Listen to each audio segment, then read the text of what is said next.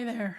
I wanted to let you know that what you're about to listen to is part two of my conversation with our guest. And I really encourage you to listen to part one in addition to. It can be in a different order, but make sure that you get the whole conversation. The conversation was so rich that we needed to split it up into two episodes. So take a listen, make sure you catch the first part, and enjoy. All right. So the next myth I'd love to talk with you about is number 12.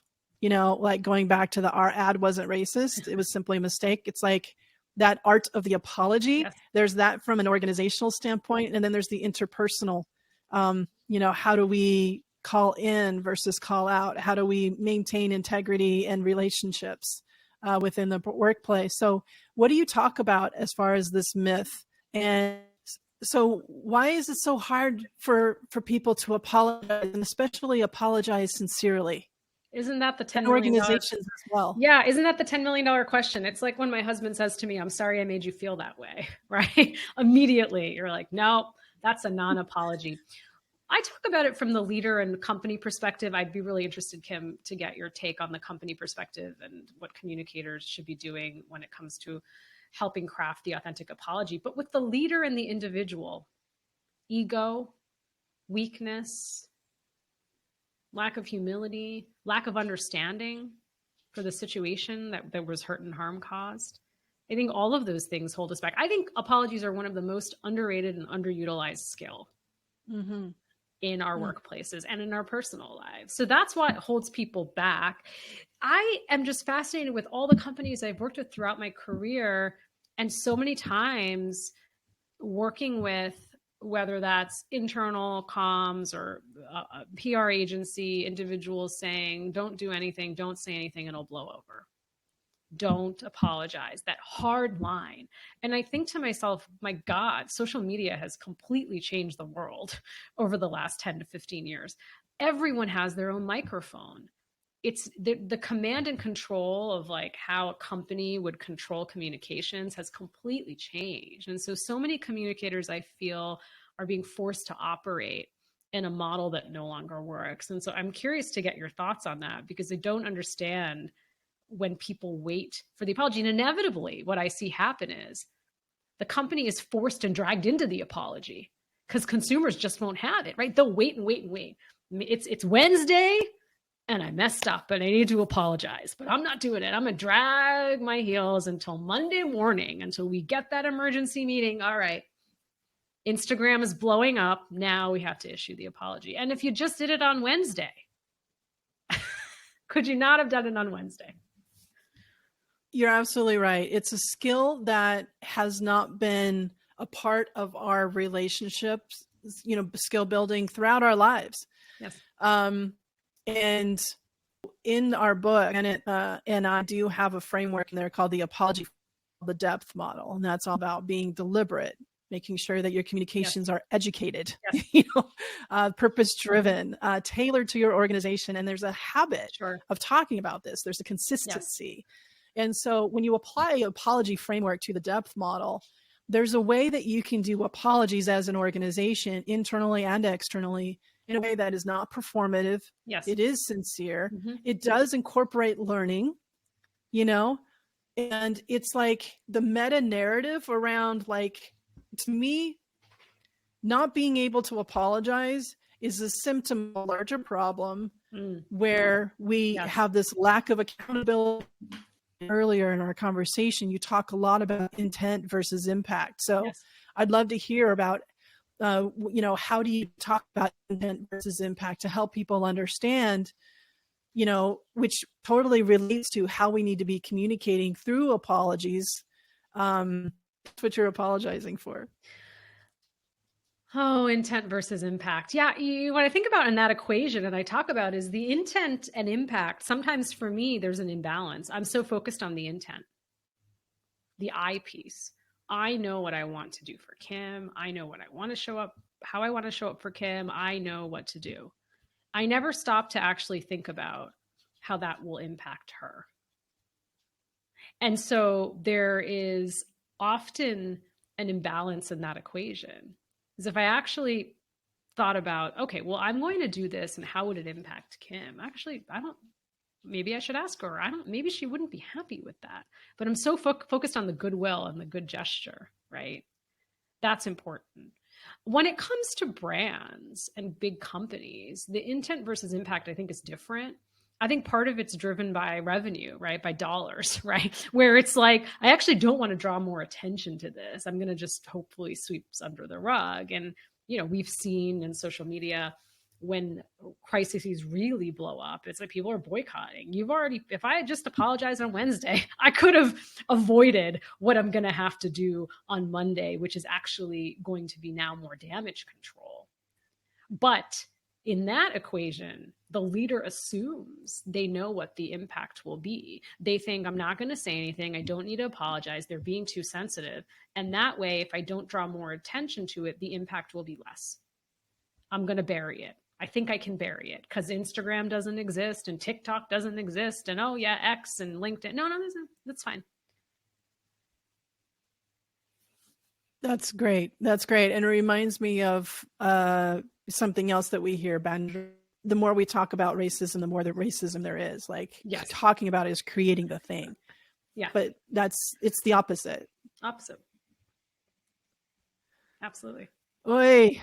Oof. Okay. So as a CDO, as a Chief Diversity Officer, especially coming from a marketing background, which Janet and I are big supporters of communicators and, people who know how to communicate and get messages and engage audiences into chief diversity roles or into diversity roles in general.